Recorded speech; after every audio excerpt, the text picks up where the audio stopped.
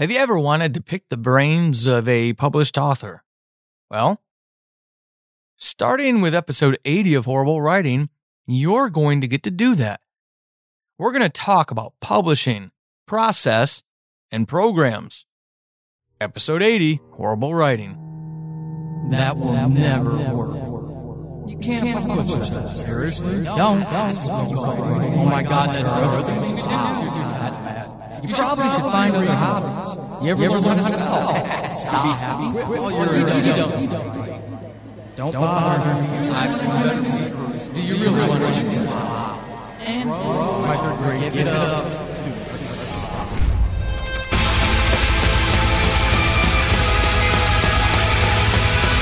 Welcome to Horrible Writing, the rawest, most candid, in-your-face writing show on the interwebs because none of us have time to suck. Let's do this. Hey everybody, Paul Sading, your host for Horrible Writing. I hope this finds you well and incredibly creative, and I want to thank a number of you for joining us over there on the Horrible Writing Writer Support Group on Facebook. We've seen an inordinate amount of requests coming in to join the group, so it's really cool to see us growing. That group is incredibly supportive. It is aimed at developing, encouraging, and supporting. So it's not going to be one thing for everybody. There is no such thing. It's going to be a lot of things for a lot of people. Part of my mission is to, empowerment through candor, but for everyone to lift each other, all of us. As we learn, we teach each other. I think that's a beautiful thing, and I think it's a thing that's missing. Usually when you see that in groups, it's all about people asking questions out of selfish motivations and then hoping somebody will answer them. And we're not really about that. We're really about each other. So, if you want to be part of a healthy community, if you want to be part of the future episodes of Pick Paul's Brain like this one, and if you want your stories ever featured on the Stories We Tell podcast, which launches in April, then you need to come over and join us in the Horrible Writing Writer Support Group on Facebook. Dawn is part of that group, and she approached me a few weeks ago about doing this thing where it's a reverse interview. She proposed this while she did not know at that time that I was going to pull back on interviews to try to recapture some of my writing time. I really, really have to focus on that. And it was perfect timing for her, this idea, because what's going to happen in these episodes is you, the Horrible Writing community, are going to send me your audio questions, not questions about audio, but questions about writing via audio, and I'm going to be able to answer them while also giving you a little bit of time to kind of tell the world about yourself. Dawn's idea, I can't thank her enough. I think it's ingenious, and I'm not saying I'm the be-all, end-all to this, but I think this is a neat way for you specifically to get things you want out of this show, when you want them, how you want them, from somebody I hope you trust. Now, with this episode, it's the first one. I'm going to try to do Dawn's questions justice. I've put a lot of thought into them since she sent them, and I have my opinions, and I want to frame this episode as that, hey, this is Paul's opinions. So I will, and have for Dawn, but I will go and research things that to try to give you a better, more well-rounded response to some of these things as necessary. Fortunately, Dawn gave me questions that I can answer comfortably myself with a little bit of opinion that I got from doing some research for her. So with no further ado, let's go introduce Dawn and hear what her first question is. Hi, Paul. This is Dawn Pizzo, and other than in high school and college, I am new to writing. I have been entertaining an idea for a novel since 2013. I have been researching the process on how to write a novel. I have subscribed to several writing podcasts, and I have joined several writing communities on social media. I have multiple notebooks with endless notes, a cast of characters' names, a handful of scenes, and I have written my first paragraph.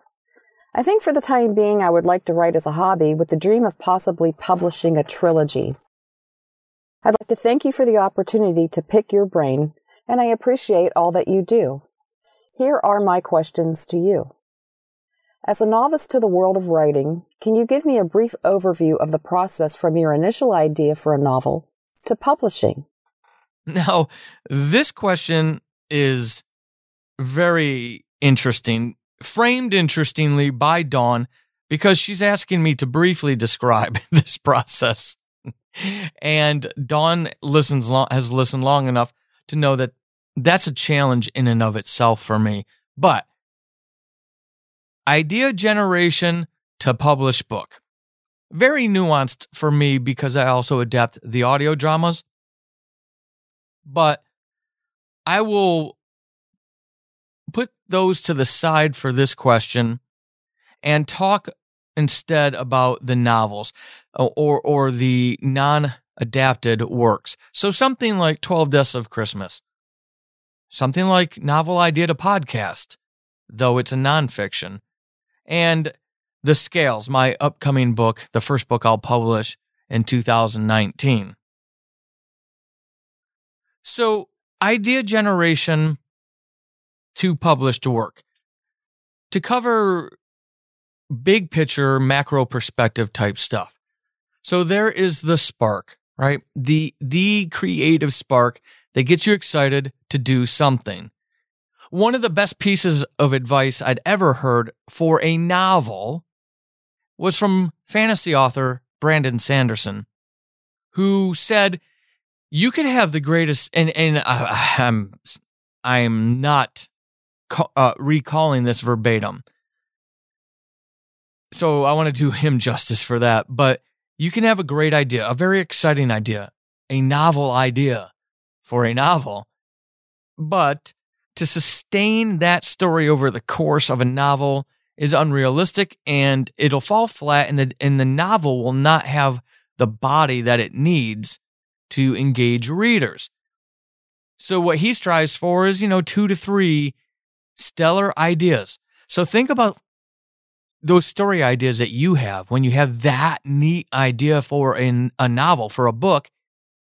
What Brandon's telling you is, hey, don't stop there. You need to develop 2 to 3 of those ideas on that level in order to get a book. And what he does is he will look at those 3, 4 big brain ideas and amalgamate them into a grander idea, if you will.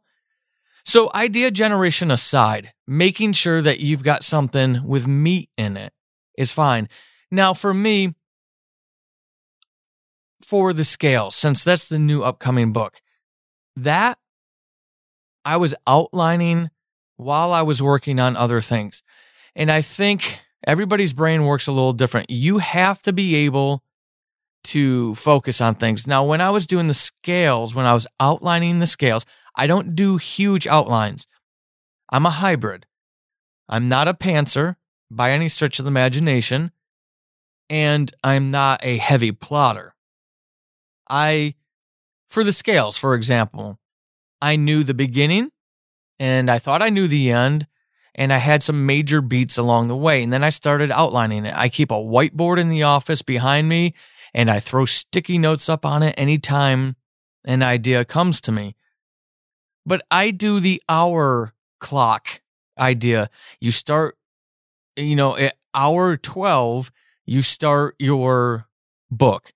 At hour 6 is, the 6 o'clock hand, the hands on the 6 o'clock, you're 50% done, and you break it down into quarters like that. So the 3 and the 9, and then obviously the midnight when you come back around to 12 again, being the culmination of the book.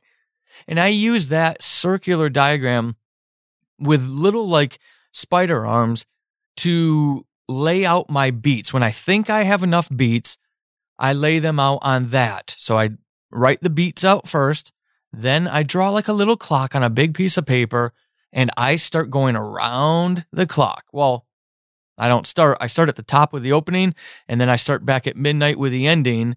And then I look at that, and I look at all of those beat ideas I have, and I start laying them out on that clock. I do this in pencil because things change, and this takes a lot of revision time. So again, not huge, 30-page outliner, but I do put a lot of thought into what happens and where it happens. Then when I have that laid out, I go and I chronologically set up, write out an outline. So it's that process of actually writing this out. I do it by hand and then transpose it into my writing program, which I'll talk about later. But at least that process helps me think through these things. And thinking through these things before you commit to them is the big thing. I'm not going to tell you how the Scales ends. I hope that when it comes out this summer, that you'll go pick it up and support me, and then you can find out for yourself how it ends. But the ending, which my beta readers gave me nothing but serious kudos on, so I was really pleased because I was so worried that was the right way to go. That didn't happen originally. There was another ending. And during my outlining, which is why I'm spending so much time answering your question this way, is because I worry. Now, of course, this is genre specific. Some genres are very formulaic and you have to stay in that box. Horror thrillers aren't. They've got their tropes and their their beats and their formulas. But beyond that, it's scaled down much more so than something like romance would be, right? So consider your genre while you're doing this. But while I was writing out the outline, it was the physical act of writing it out where I realized that the ending wasn't strong enough. It wasn't surprising enough. It was kind of, you could see it coming. So taking that step back, developing 3 different endings. I developed 3 different endings. And in doing that, is when I realized what the ending needed to be. So that made me go back and obviously change some of the beats to set that up. So that's where it goes. So idea generation to really laying this out in whatever form or fashion works for you. But even pantsers, you got to put something somewhere. Or you're going to be doing a lot of revision, or you're going to be telling a very tame story that we see coming a mile down the road. By outlining it, even in bullet point formats per beat, it's going to help you see that. It's going to help you see your tempo and your pacing. It's going to help you see your POV shifts, all of those things. Then, what I do, since Dawn did ask about process, is I start obviously writing that. I write it. I put it to the side when it's done for 2 months. And go work on something else, because by now I'm tired of that story and the new thing is going to be exciting. I go finish that new thing or go back to the Scales after the 2-month period, which I didn't have to do. And then I start editing and I do a big picture, making sure pacing and flow is good. And then I get into the deep, finer details. When those finer details are done, to about the 80% point, I send it out to beta readers and say, hey, don't worry about some of the grammar you're going to find. Yes, there's probably some naming inconsistencies. Tell me about the story. What do you think the story is all about? And while they're answering that, I go make sure that that manuscript is airtight, ready to go to editor the minute the beta readers are done. The beta reader feedback comes back. While that, while the beta readers have it, I do that airtight editing, and then I go work on another project till I have the deadline met for all beta readers. I get their feedback back, see what needs to happen, and adjust as necessary, and off to the editor it goes, which the Scales did last week. So the middle of March 2019. I know I have 6 weeks of that book sitting with my editor. So what I'm doing is I'm already about 35% of the way done with a major edit for the book that's going to follow that. called RIP, R-I-P. So by the time the scales comes back from the editor, in theory, I should be done with RIP editing. And that means that I'll be done with RIP editing. I'll have the scales back from my editor. I will go look at my editor's edits, adjust as necessary, and then go to publish while she's got RIP. And the cycle continues. I should always have something in motion, but that's my goal, folks. My goal is to make a living from my writing. Therefore, I have to treat it like a business. And I don't know a business that doesn't have a product in production mode, in making sure that you have inventory, right? Well, that's what we do as authors. We make sure we have inventory. So that's my process from idea to publication. Is there a POV that is recommended for beginners? So this second question is an interesting question. Point of view for beginners. Let me kill the easy one right away. Well, there's two of them I would kill right away. Second person, that's hard as hell to write. I don't know how people do it. Kudos to you who can. And then this one might be more controversial for a number of you. Omniscient third person. The reason I say that for beginners is unless you've done a ton of writing and throwing stuff away, ton of writing, throwing stuff away and I mean years, 5, 6, 7, 8, 9, 10 years. Without serious review, the problem with omniscient third person point of view is head jumping. A lot of POV problems in those types of manuscripts. And even to the point where it can be very subtle and fine and just cause a lot of problems. Especially for those of you who cannot get to writers groups or choose not to get to writers groups where you're going to, and I mean a good writers group being a group of mature writers who shelve their personal feelings and don't worry about getting their feelings hurt. They actually will give you candid, constructive feedback, but candidly to make your thing better. I'm fortunate. I have one of those. Not everybody does. And not everybody's willing to. Some people will do it online. This is a gut check that you individually have to do. One, you have to look in the mirror and you honestly have to gauge how ready you are for this type of feedback. You have to. And then if you're not there, you got to get there. And if you want to do this, you got to get to the point where people can give you constructive feedback.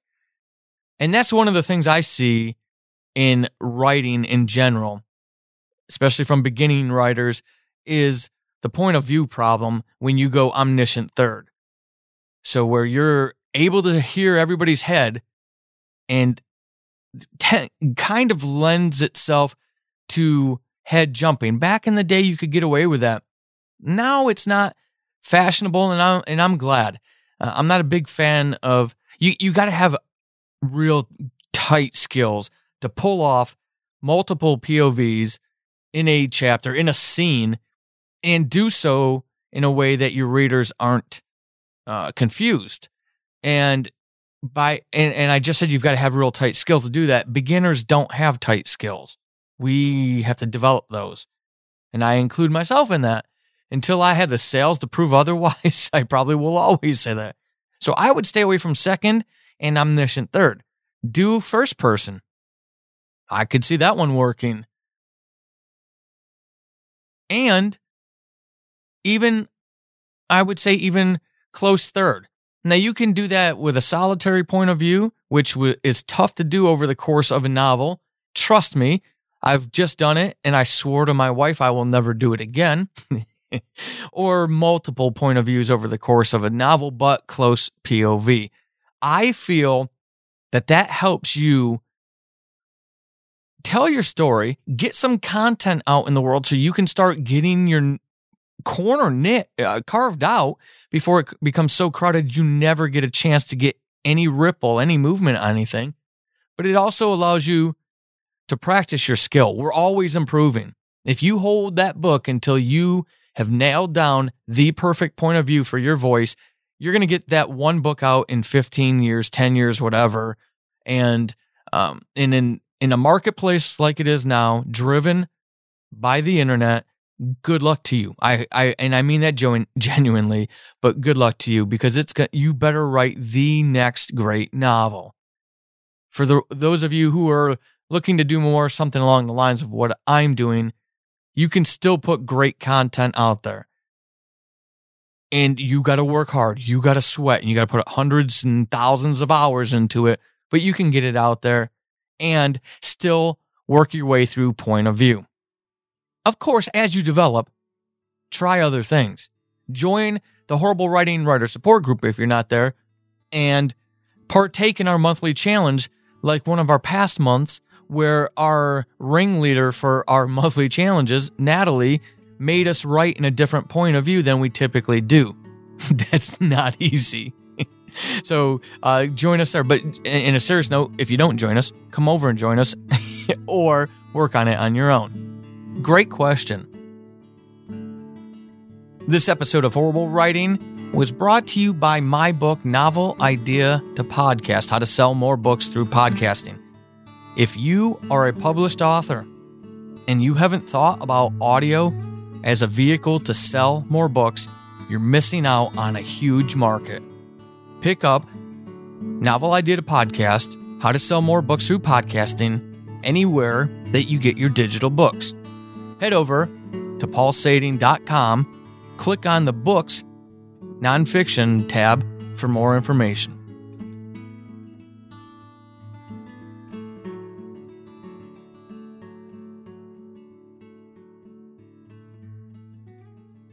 Writer's block. I refer to it as brain freeze. Tell me, how do you thaw it out? I had to do research for this third question, and I'm just going to shoot straight because you are my tribe. The Horrible Writing family are my people. And I've always said from episode 1, empowerment through candor. I got to be real with you. We have to have real conversations or we don't improve. We don't grow together. So here's the thing. I don't believe in writer's block. I don't. So in order to answer this, how do you thaw out that frozen brain? I think there's tactical things that you can do to avoid having writer's block. And fortunately, during my research to answer this, to see what other authors would say, I found a lot of similar answers and a lot of established people who don't believe in writer's block either. Now, some of you are adamant that you have it, and it's not cool that I would say that. And to you, I would ask this. Challenge your thinking. Challenge your biases. I have them. You have them. We all have them. So if you hear me say there's no such thing as it, don't try to sit there and play mental tug of war with me to prove me wrong. Entertain me. That's all I'm asking. Open the aperture to see if you're missing blind spots. Those dark little corners in the room. And in that corner, you may have left the thing you've needed to unlock the key, unlock this lock all along. So, ritual. Write every single damn day. Write something. I mean this. Get your writing space. Get a couple of writing spaces, safe places where everybody in your family, in your house knows, even your roommates, they know that when you're in that corner of the room, don't talk to them. They're writing. That's their writing space. But you got to get into that mindset. When I sit in this particular place, I am here to work. I am here to write. I'm not here to surf the internet. I'm not here to get distracted by social media or thoughts of world conquest. I'm here to write. And if you have a couple places, that's fine. I happen to have one in the house And then I have one out of my home when I need that systems refresh. So I think that mindset, I have to write every day. And you all know, as my audience, 0 word count days. My goal is to never have a 0 word count day. I will always write something. I did an episode where 100 word count day was fine. And I explained about balance between life and happiness and contentment and this drive to be published. There has to be a balance there. So even if it's a 50-word day because I just had to get up for 10 minutes before the family had to run out for an all-day excursion, I still did it. Or I wrote on my phone while the spouse was driving or whatever. There's always a way you can write every single day. So to help you get stronger, you do it. You write every single day to avoid writer's block. And here's another extension of that I want you to consider if you still aren't bought in. When you write every single day, you're flexing that brain, you're strengthening that habit, but also the expectation management, and also cognitively, you're entering that creative space in your brain, and it gets stronger. Secondly, it keeps the story immediate. It keeps you in that sense of creativity, the immediacy of it, the intimacy of it every single day. It starts to become a habit. That doesn't mean you have to work on the same story every day, though I would recommend that. Stop chasing those highs, like I told you in a previous episode. Finish the damn story you're working on, then go get that new sexy idea, but not until. But doing it every day keeps you intimately present in that moment. Stopping, Hemingway's tip of stopping at the exciting part of your writing day. That's tough. It really is. But you'll find if you do this, do it for 30 days straight so that it's becomes a habit-forming behavior. But stopping your writing for the day at a point that's exciting, that's stimulating, that's sexy, that's action-packed, whatever it may be. Your heroine tells your antagonist, kiss my ass because, and you literally stop that sentence right after because. And all day long, you're thinking about why the antagonist can kiss her ass. You're not going to be able to wait to get back to that keyboard. You're going to be running over small children to be able to write again. Doing things like that. Outlining, carrying a notebook around with you and capturing ideas while they happen. A lot of us are busy. We're on the move. We're on the go. We're chained to those damn small rectangles of plastic and computer chips and all those fancy things I don't understand. And yet they can be note-taking devices, literally in a note program or recording in our own voice, right? You get those ideas, jot them down. Help put those distractions in a file somewhere where they need to be for the future. Capture the great beat that you just came up with because something inspired you in your world, or you finally figured out how to pull off that plot twist. It keeps you immediate. The story remains immediate, intimate. When I say immediate, I mean you never leave it. There's always a part of you that feels like you're in that world. And you all have ideas. The challenge is behaviorally, how do we capture those ideas? You capture those ideas by arming yourself with tools. Notebooks in the car, notebooks by your bed, your phone, obviously. Always have something with you so you can jot things down. You're not going to remember it later. When you have that idea at night and you're like, I don't want to get up and get the notebook, blah, blah, blah, I'm tired. And guess what? You're going to forget it by the morning. So you have to it's pragmatic. I realize that, and it's not sexy. But writing every day, arming yourself with those tools, stopping your writing session, in a sexy, action-packed, tense, dramatic moment, whatever it is, and coming back to it the next day, Doing these little things are what is going to get you in the habit-forming phase, and that's the key to thawing out writer's block. Habit-forming behaviors. You have responsibilities. We all do. Stop giving yourself that excuse. And I'm not talking to Dawn. I'm talking to the world. Give yourself the tools to stay true to that behavior change, stay on course, and being that armed writer so that you can stay immediate in your story. I want to thank Dawn for her idea. I hope that this is exciting for all of you. Even if it's not your questions I'm answering, I still hope you get something out of it. So I'm going to ask all of you as the Horrible Writing family, what are some of those questions that you would love answered? 3 to 5 questions. Send them, record it on your phone. I will give you the specific directions if you're interested in doing it. Record it in the quietest place in your house. Bring your bedroom comforter along with you. Put it over top of you and your phone to cut out all kinds of noise. Go sit in a closet. Give me 15 seconds of silence at the beginning and then start talking. And I can clean it up enough to use it. And I will answer your questions and help you along the way because we all rise together.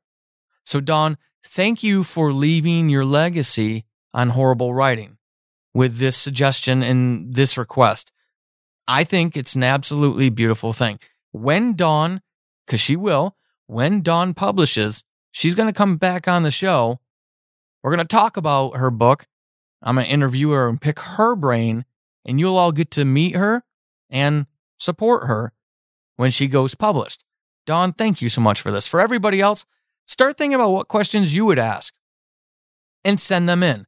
Depending on the response, will depend on how often I do this. I think this is enjoyable. I may not do 5 questions in the future because I realized how long this episode was. But we'll learn as we grow together, right? That's what it's all about. In the meantime, while you're thinking of your questions, please take a couple seconds to go rate and review the show on your podcatcher. iTunes, Apple Podcasts is a great one to do. It helps other people find the show. If you want exclusives each month with Horrible Writing, You, which is a choose your own adventure audio drama, short fiction, flash fiction, short stories that I do. And obviously, each episode of this show has patron exclusives. And starting late spring, early summer, medieval, high fantasy, Crown of Thieves are all exclusives that my patrons get. There are different levels, so make sure you check it out on Patreon. But a lot of this access comes at the $1 to $3 range per month, not per episode. Help me keep this show and all of those creations going so that we can enrich the world with art together. Join us on Horrible Writing Writer Support Group on Facebook. And until then, until episode 81, keep being epic. This has been Horrible Writing, and hopefully after this episode, you suck less than you did at the beginning. I am Paul Sading, your host extraordinaire. You can find me over on the Twitterverse at Writing Horrible and over at paulsading.com/horrible-writing. Until next time, suck less.